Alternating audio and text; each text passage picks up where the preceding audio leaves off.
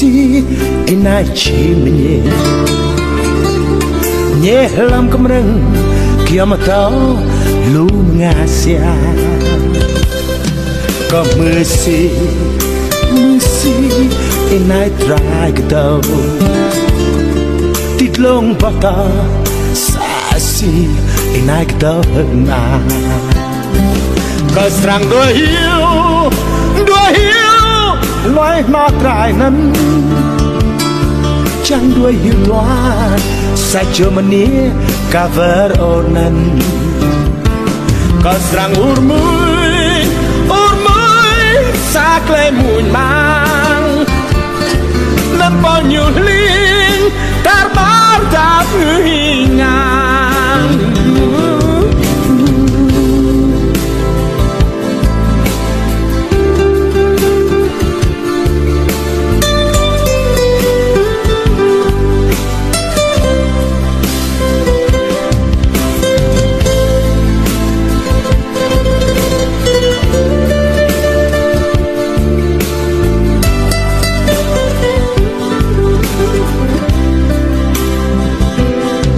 có mưa si inai chi menye ye lam cầm rừng kia mà to lu ngà xia có mưa si inai trai cái tàu tít lông bạc ta xa si inai cái tàu hơn mà có rằng đôi hiu loài nó trai năn chẳng đuôi hiu toa sa cho mania cover onan có rằng urmui sa clay mùi mang nan bao nhiêu linh tar bar ta người ngang tar bar ta người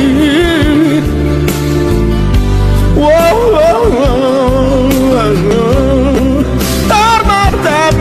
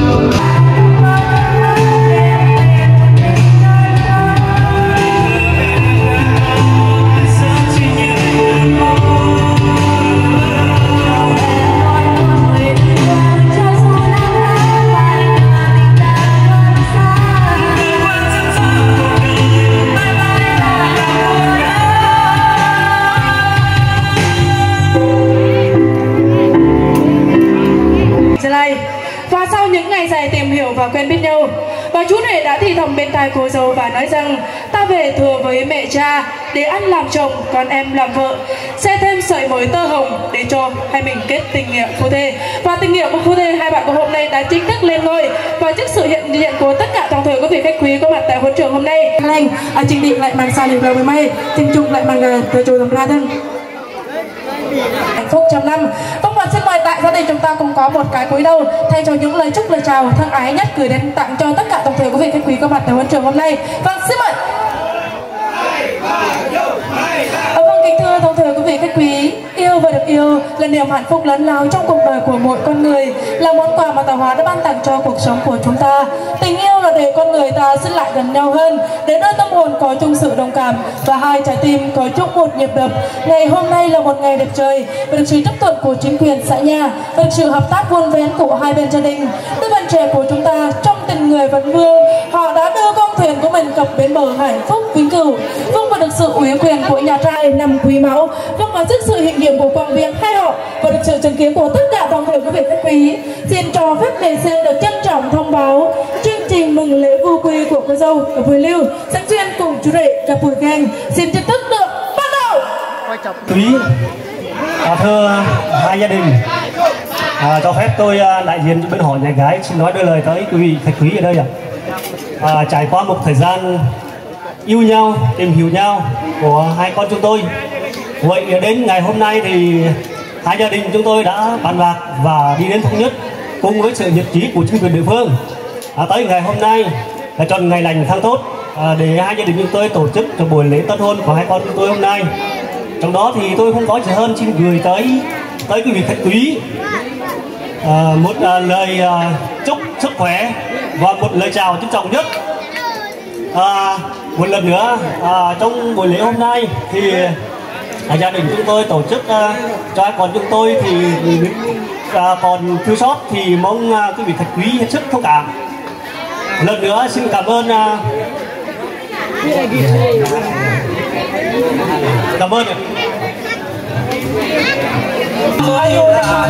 mình nào đi nhưng mà sao tao lại chọc nhà mình bằng này này giờ tất cả mẹ pha mà bây giờ chọc cổ sọ mình ta ngại cái nào bạn nhưng chẳng là cả mình mà giờ thứ mười đôi bạn bè trường đồng của mình luôn. Và để tiếp nối chương trình cho phép đến được mình. Vâng, kính thưa tổng thể quý vị khách quý và trong giây phút trang trọng ngày hôm nay cho quý vị xin được mời quý vị chúng ta cùng dâng chiếc cốc của mình lên và hô thật lớn với đại gia đình được không ạ? Đi của quý vị đâu ạ? Chúng ta cùng hô thật lớn nha. 3, 2, 1. Vâng, xin được chúc mừng. Vâng, và chúc cho niềm hạnh phúc ngày hôm nay được sự chứng kiến của tất cả toàn thể quý vị khách quý có mặt tại hội trường hôm nay. Vâng, xin mời.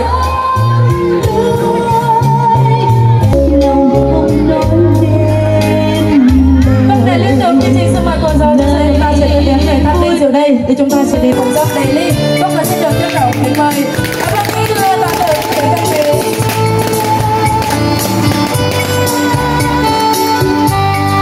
Vâng, kính thưa toàn thể quý vị khách quý và giây phút ngày hôm nay cô dâu chú rể của chúng ta đã tay trong tay vai kề vai rót chén rượu nồng, dấu cây dấu cạn xin hai bạn được quen nhau và trăm năm đầu bạc mái đầu nhớ câu ý hưởng tâm đầu hôm nay. Và có lẽ rằng giây phút ngày hôm nay chú rể cũng muốn nói với cô dâu một điều em là chén rượu nồng anh chưa uống đến mà lòng đã say nếu em.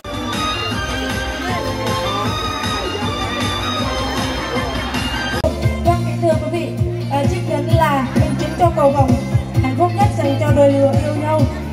Và ngày hôm nay quý vị chúng ta đã được chứng kiến đôi lứa yêu nhau đã cập bến bờ hạnh phúc.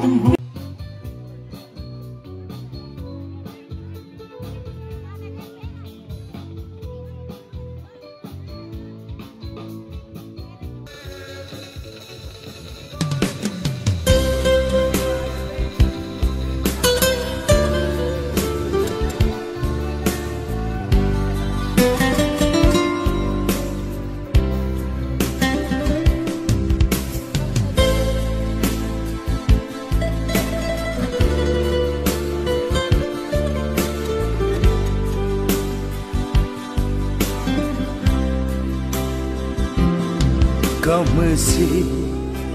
mesti inachi menye nye lam kemreng kiamat tau lũ ngà xia có mưa xì in ai trai cái đầu tít lông bạc ta xa xì in ai cái đầu hơn à có rằng đôi hiu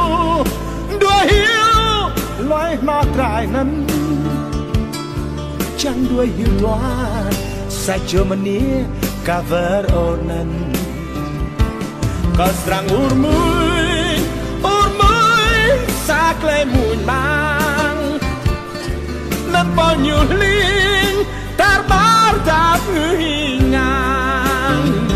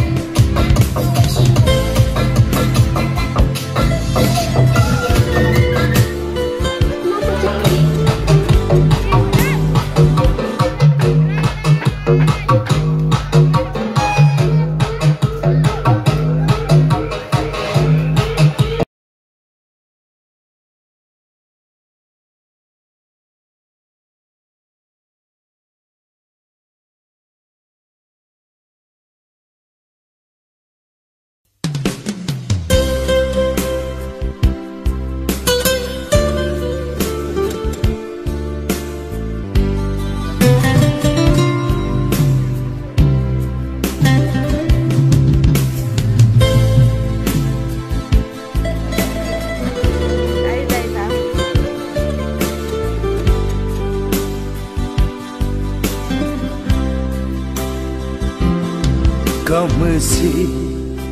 mesti ai nak cium